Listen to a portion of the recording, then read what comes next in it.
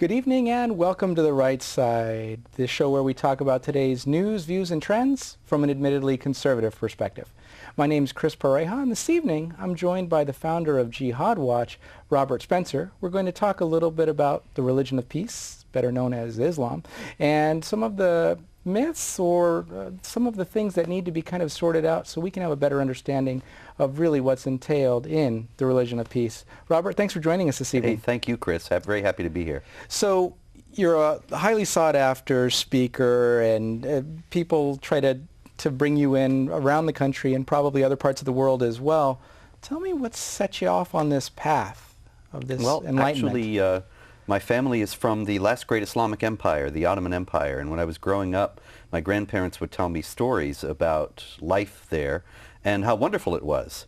And then I asked the inevitable question, well then, why are you here? Why did you leave? And they said, well, we were exiled. And they couldn't actually tell me why they were exiled, or they wouldn't tell me. I was very young then.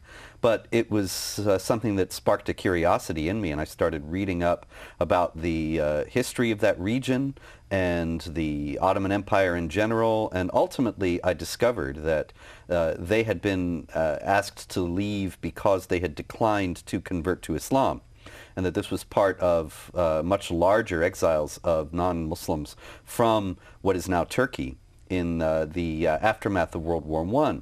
And that set me into a study of Islam to understand, well, what would lead people of a certain religion to want to kick out or kill all the people who were not of this religion, and started reading the Quran when I was in college. And found the whole thing fascinating, although I didn't convert. It wasn't really fascinating on that level, but fascinating just as a matter of what would compel people to believe in this, what people would find attractive in it, and so on. And kept studying it until, of course, as one thing leads to another, now this is all that I do. So that's an interesting question. There are movements across the United States and around the world where there are major pushes to recruit people into Islam. What would encourage them to join the religion of peace? Well, there's several things. You know, we're here by Marin County, and you may recall right after 9/11, when the U.S. troops went into Afghanistan, they found the Marin County Mujahid, John Walker Lind, a young man from this area who had grown up in a household that I think is probably rather typical of households in Marin County and many people across the country, I think left him kind of unmoored and without any sense of values or sense of what was important in life or sense of right and wrong. And here came Islam into his life with its absolute certainties about what's good and what's not, what's right and what's wrong, and a sharp rebuke to the sort of anything goes culture that he had grown up in. And I think that he found that extremely attractive, and many others like him do. And so you're saying that instead of having the pathway of anything goes and there should be no rules because people lose self-esteem, etc., in that kind of a scenario, that actually the structure of an organized religion was attractive to him. Oh, absolutely. Yes. Islam is a complete way of life. It is not just a Sunday observance or a Friday observance in the case of Islam, not just uttering certain prayers and so on. Islam is a religion that has laws and rules for every aspect of human behavior. Now, for some people, they think that that's great because it frees them from the confusion and the uncertainty of the modern world, right, and sets out so that there's an answer for everything. They don't have to think, they can shut off, and they follow the rules. But in most organized religions, the focus is on the people who are actually observing the religious values or living the religious lifestyle. Islam's a little bit different in the percentage of time spent toward people that are not of the faith. Isn't that right? Well, Islam is tremendously concerned with unbelievers. If you read the Quran, pretty much on every page of the Quran, you can open the Quran, the holy book of Islam, to really any random page, and you will find, I guarantee you, some denunciation of the unbelievers. And the Quran is also unique among the great religious texts of the world in mandating warfare against those unbelievers and their subjugation under the rule of Islamic law.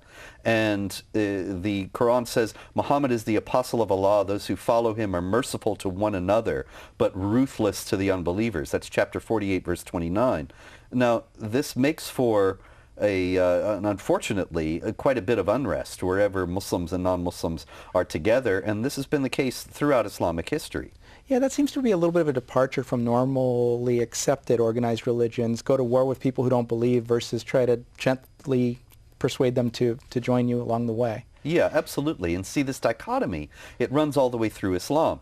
For example, in terms of Christianity, you have the New Testament where it says that God desires all people to be saved and come to the knowledge of the truth.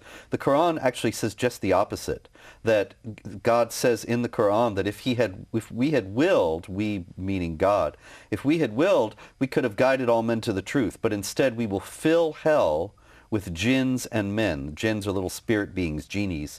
But he's saying he created people to torture them in hell, and that was their purpose. He could have guided them to the truth, but he wants them to go to hell. Now, the upshot for that is that when a pious, believing Muslim reads this, and then he sees the non-Muslims in the world, he's not taught to love your enemies and pray for those who persecute you. He's not taught to turn the other cheek. He's taught to be harsh, ruthless to them, and to wage war until they pay the jizya, special tax, with willing submission and feel themselves subdued, which is also from the Quran, chapter 9, verse 29. So he views them with hatred and contempt and commits violence against them. Obviously, we have to say that not every Muslim does this any more than every Christian loves his enemies and turns the other cheek. But nonetheless, Muslims who do read these things and take them to heart as being the eternal and perfect words of Allah, they're the ones that have been problematic for the non-Muslim world all around the world today. So what's interesting is you've said so many things that cause so many questions to float around in my head, but let's go to that concept of truth. Because what you're saying is other religions, Christianity, the Jewish faith, etc., they talk about truth. And people tend to project their view of the world on others. So we would assume, if we come from a Judeo-Christian background or others, that truth is the way that we are supposed to live our lives. But there's a little bit of a different perspective from an Islamic perspective about truth and truth within the Islamic community versus interactions outside of the community. Is that correct? Absolutely. Absolutely, Chris. You have this very sharp dichotomy between the believer and the unbeliever. And so that also carries through to the understanding of how much each should have access to the truth. Chapter 3, verse 28 of the Quran says, "Let not the believers take unbelievers as their friends and protectors, unless they are doing it to guard themselves against them." And that phrase, "unless they're doing it to guard themselves against them," has been interpreted in the Quranic commentaries by mainstream Muslim scholars whose works are read today to say that under certain circumstances one may lie to the unbelievers, deceive the unbelievers. Muhammad, the Prophet of Islam, said that lying was permissible. A husband could lie to his wife, and you could lie during wartime. And so when we hear these Muslim spokesmen in the United States saying the U.S. is at war with Islam, as even the head of the Council on American Islamic Relations has said, then that is what they're saying is that means it is permissible for us to lie to you. And they do. And there's deception on a grand scale. And when it's also very important, if I may, you mentioned that people tend to think of these things from their own frame of reference. That's one of our chief downfalls. That, for example, you hear President Obama and before him President Bush, and they've both spoken at some length about the great Abrahamic faiths, and that we all have a common father in Abraham, Judaism, Christianity, and Islam. But there was a departure. There's a huge departure because, when Bush talked about the great Abrahamic faiths, he was thinking of the book of Genesis. And the book of Genesis says that Abraham became the father of many nations. The Quran is what Muslims read. They don't read the book of Genesis. And the Quran does not say Abraham became the father of many nations. It actually says Abraham, this is chapter 60, verse 4, Abraham is an excellent example to you when he said to his father, "There is enmity and hatred between us and you forever until you worship only Allah." And so Abraham for the Muslims is a model of hating the unbelievers, which is not exactly what Bush and Obama have in mind when they talk about the great Abrahamic faiths. Right. And so, the things that you've outlined about how they treat the non-believers, or people of the book, as sometimes they're termed, or kafirs, or I don't know if that's the correct pronunciation, none of those behaviors that you've outlined sound very peaceful. Why would people believe that Islam is indeed the religion of peace? Well, the people believe that Islam is a religion of peace in the first place because Muslims insist that it is, and they keep saying so. And every so often at my website, Jihad Watch, where I put up news and commentary about jihad activity, I come across a story about some Muslim head of state, the president of Pakistan or of Malaysia or Indonesia or somewhere, saying Islam is a religion of peace. Islam is a religion of peace and tolerance and justice and so on. And this is constantly insisted upon. And so it's kind of like the repetition of it alone establishes it. But they have to keep insisting on it because it's so obviously false when Muslims, in the name of Islam, and motivated according to their own words by the texts and teachings of the Quran and Muhammad, these things, they commit violence and they justify them. It's not a religion of peace. But what they mean, these heads of state and others who say this, is in the first place the outcome. The peace that they're talking about is after the jihad warfare. When the whole world has been subdued under the rule of Islamic law, then peace will reign. And so it is a religion of peace. They just have to fight a few wars to get there. Exterminate a few folks, and then it'll be okay? Yes. Yeah. Well, it's more peaceful when people don't object to. Yeah. Yeah. So let's talk for a second about the correlations between a couple of books that people believe in. Now, there's the Quran, and then we also have the Bible, and we have Revelations versus the idea of the return of the 12th Imam. Can you cover that slightly? And then also why, if you believe it would be uncommon for someone like Ahmadinejad to celebrate and try to bring forth the coming of the 12th Imam. Well, the 12th Imam in Shiite Islam, the Shiites are only 10 to 15% of the Muslims. But the 12th Imam in Shiite Islam is often identified with the Mahdi, which is also a figure in Sunni Islam. And they both share the idea that Jesus is going to come back at the end of the world, just as the Christians do. But the big difference is that Jesus, in the Muslim scheme of things, is a Muslim prophet who taught Islam, and his followers twisted and hijacked his teachings to create Christianity. And Jesus is going to come back in the company of the 12th Imam in Shiite eschatology, and in the company of the Mahdi, according to both the Sunnis and the Shiites. And Jesus is going to break all the crosses, kill the pigs, and abolish the jizya. Now, I mentioned the jizya before. That's the special tax that the Quran specifies that the non-Muslims have to pay to the Muslims who rule over them.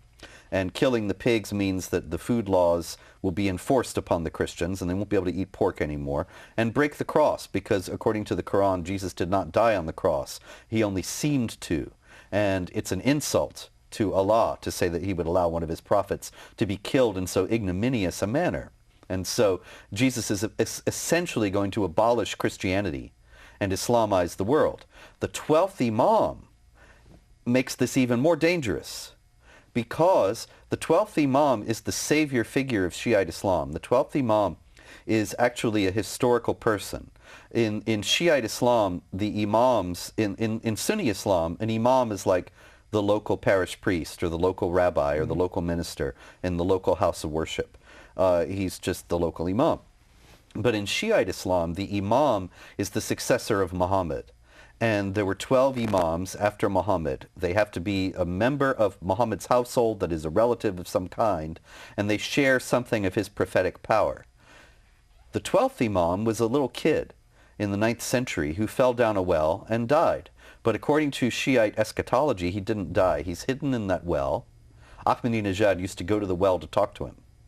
The well is, the area of it is known. And he's going to come out of the well at a time when the Muslims are being persecuted more ferociously than they have ever been persecuted before. The problem with that idea is that some of the mullahs in the high command in Iran have enunciated the view that they could nuke Tel Aviv and destroy Israel and sustain retaliatory nuclear fire that could kill 10 to 15 million Iranians, and they could sustain that. You kill 10 to 15 million in Israel, it's gone. But 10 to 15 million Iranians would not only be something they could sustain, but it would be the persecution that would trigger the return of the 12th Imam. So they think by killing millions of Muslims, by bringing about the killing of millions of Muslims, they can trigger this end-time scenario which involves the destruction of Christianity and either the murder or the conversion to Islam of all non-Muslims. And so people who believe this are people that we should just talk to politely, and that they'll just agree with whatever we say from a political perspective, right? You know, Chris, it's astoundingly naive that people discount this, but I think that a lot of the problem is that the people in the State Department, the people in Washington in general, they are non-religious secular types. They don't have any religion at all. They don't come from any religious background. And they tend to discount and deny the power of religious imperatives. And they don't understand. They can't even understand. They can't believe that these people take these kinds of teachings seriously. And they think, well, yes, they say that, but really we can deal with them. And, you know, the fact is that they might be able to make a deal, but it will only be a deal that will redound to the advantage of the Islamic community, and one that will further weaken the non-Muslims, because the Islamic law, which they don't care about either, stipulates that Muslims can only make a truce with non-Muslims if the non-Muslims are about to convert to Islam, or if the Muslims are weak and need time to gather strength. And we talked about the idea of being able to lie to your enemy to further Islam anyway, so even if they commit to it, crossing your fingers is okay. Yeah. Okay. So let's talk about this political correctness and avoiding the topic of maybe the truth about some of the aspects of Islam. How does that play out in scenarios like Fort Hood, like the Boston bombing, like what's happening in Nairobi that they're still trying to sort out? Well, look, in Nairobi we just have seen a terrible massacre of people where the murderers actually had a quiz, and they asked people the name of Muhammad's mother. It was Amina bint Wahab, if you're ever in this situation. Okay. And they asked them to recite the Islamic profession of faith, which is there's no God but Allah and Muhammad is his prophet, in Arabic. And if they could do that, they would let them go. But if they couldn't, they would kill them. So they were clearly distinguishing Muslims from non-Muslims. Everybody knows that information, though, right? Well, then David Cameron, the Prime Minister of Great Britain, immediately says, this has nothing to do with Islam. And that's generally the consensus of the world community. The mainstream media, even though they had to report that because it was part of the story, has generally downplayed it and has been calling these people militants and so on, not even terrorists, much less Islamic jihadis. Right. So the problem is that, you know, we might say, well, David Cameron, he doesn't want to insult the Muslims in Britain. Okay, but what are the consequences of that? We saw what the consequences of that were in Boston and at Fort Hood. Fort Hood, we had a U.S. Army major, an Army psychiatrist, who was a Muslim, who had given abundant signs. He gave grand rounds, which is some sort of a teaching seminar that the Army psychiatrists have to give to their colleagues. And you're supposed to be, he was a psychiatrist, he was supposed to be talking about psychiatry. So there's all these Army psychiatrists in the room, and he starts talking about jihad. And everybody was shocked. Some people were very concerned. They thought that he might become violent at some point in the future. Psychiatrists would know. Yeah. You'd think. And he was in touch with Anwar al-Awlaki, who was the al-Qaeda leader, who was involved with 9/11. Two of the 9/11 hijackers went to his mosque when he was an imam in Virginia. He was involved with various other jihad attacks on the U.S. And the FBI knew this, and they didn't do anything about it. Now, not only that, but his superiors kept giving Hassan, the Fort Hood murderer, glowing recommendations and saying, even, we can learn about Islam from this man. Now, why did they do this? Why did they discount the possibility that he could be violent when it was something people were saying? Because they knew if they reported him, then they would have been pilloried for being Islamophobic, and there would have been big stories and Time and Newsweek and on CBS, Islamophobia in the military. The Council on American Islamic Relations has called for a full investigation. All this guy was doing was expressing his Islamic faith, et cetera, and their careers would have been ruined. Yes. And so for political correctness, to protect those guys' careers, 13 people are dead and 30 wounded at Fort Hood. But it was just job-place violence. That's right. Then the Obama administration compounds the problem by insisting that this is workplace violence, denying the Purple Heart benefits and the other benefits that the relatives of the victims would receive if it were classified as terrorism, which it obviously was. And the problem is that is a vivid illustration that this denial and obfuscation, it kills. But it was just an isolated incident, right? Same thing happened in Boston. In Boston, the Russians informed the FBI that Tamerlan Tsarnaev was in touch with jihadis and was a jihadi himself. But the FBI the year before had stripped all of its training manuals of any mention of Islam and jihad in connection with terrorism. So they hear from the Russians, this guy's a jihadi, and they probably thought, oh, how nice. He is interested in an interior spiritual struggle to better himself. Yes. And they had no idea. Or if they did have any idea, they didn't dare do anything about it because, again, they would have run afoul of the politically correct police, the Council on American Islamic Relations and others. So since it's only okay to call Tea Partiers and Republicans terrorists, Yeah. what should we call these other people? I mean, is jihadi the right term? Mujahideen? What do they call themselves? And what does that mean? Jihadis. Mujahideen or jihadis. So they're calling themselves jihadis. I think that's what we should call them. But what does it mean? What does it mean? That's a very important question. Jihad means struggle in Arabic, and there are many, many struggles in Arabic, just like there are many struggles in English. You can struggle to quit smoking, you can struggle to lose weight, but you can also have the titanic civilizational struggle against communism. Same word. In Arabic, you can struggle in all those different ways, but the primary meaning of the struggle of jihad in Islamic law is warfare against unbelievers, to subjugate them under the rule of Islamic law. Wow, that doesn't sound politically correct or friendly toward non-believers. And it is not, and it is taught in the major schools of Islamic law. It's taught in the Quran, it's taught by Muhammad. It's really a unanimous thing, and yet the denial is also unanimous. So how do we go about, as normal citizens, helping to talk about these things in a context that would bring truth forward? Well, we have to, I think, shed light on what the jihadis themselves do say, because they constantly cite the Quran and Muhammad to explain what they're doing and challenge Muslim communities in our own areas. How is it that you understand these passages? More importantly, what are you doing to teach your own people against this understanding of Islam you ostensibly reject? Because there is no program in any mosque in America right now to teach against Major Hassan's understanding of Islam, or Tamerlan Tsarnaev's, or Anwar al-Awlaki's. You would think that would be job one, that if they reject all that, they would be teaching against it and working against it. They aren't. Well, we've given people a drink by the fire hose over the last few minutes. How can they find out more about you, Jihad Watch, and information that might be relevant to them as they go down this path of enlightenment as well? Well, Chris, Jihad Watch has a website at jihadwatch.org, and it's updated many times daily with news and commentary on jihad activity. I also have 12 books. The most recent is Not Peace But a Sword, which is subtitled The Great Chasm Between Christianity and Islam. That is, a lot of people are engaged in dialogue, and they think religious dialogue will iron all this out if we just sit down and talk. And I explain some of the pitfalls of that and some of the things that the Christian side needs to know if they're going to engage in this dialogue intelligently and carefully. Okay. Well, thank you very much for sharing so much wisdom and your passion about Jihad Watch, and we'll try to get people connected with you so they can learn more. Thanks, Chris. Appreciate it's a pleasure. it, Robert. Thank you. And so at this point, we'll be back after a word from our underwriters, the Conservative Forum.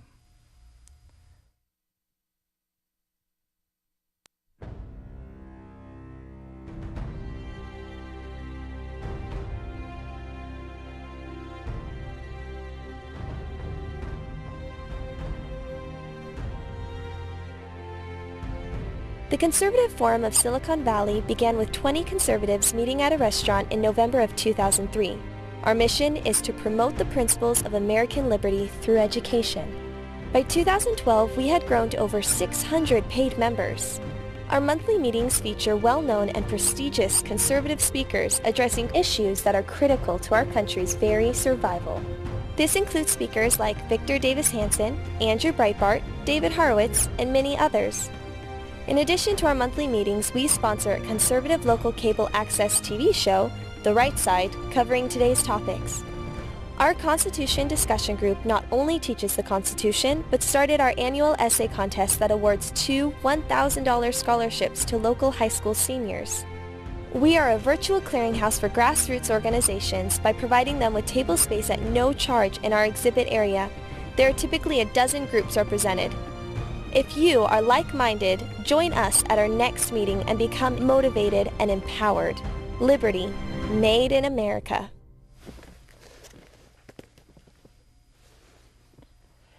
And welcome back to The Right Side. That was our word from our underwriter, the Conservative Forum.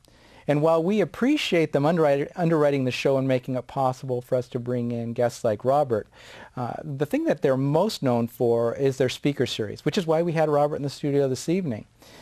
Tonight, obviously, the speaker is Robert Spencer, the founder of Jihad Watch. But in November, Senator Jim DeMint, president of the Heritage Foundation, will be there. And also, it's going to be a special celebration because that's the 10th anniversary of the forum. In December, Michael Ramirez, a senior editor and an editorial cartoonist from Investors Business Daily, will be with us. In January, Evan Sayet, author and political satirist, will be there. And in February, the always popular Victor Davis Hanson. You can find out more at theconservativeforum.com. And if you're able to join us in person, you'll find the forum meets at 432 Stearland Road here in Mountain View, about 3 minutes away, usually on the first Tuesday of the month. And as we close, I just wanted to point out that there is a lot to know about Islam and the truth as we're told it is versus some of the things that you might find from exploring the text itself or from tapping into resources like Robert to get a fuller understanding of what the real possibilities are and the real threats that could happen if we are at risk of being too politically correct. But do the research for yourself. I'm sure you'll be intrigued. On that note, have a great evening. We appreciate you joining us. Again, this has been The Right Side, and I've been your host, Chris Pareja, and we'll look forward to seeing you again in person or on the show sometime soon. Have a great night.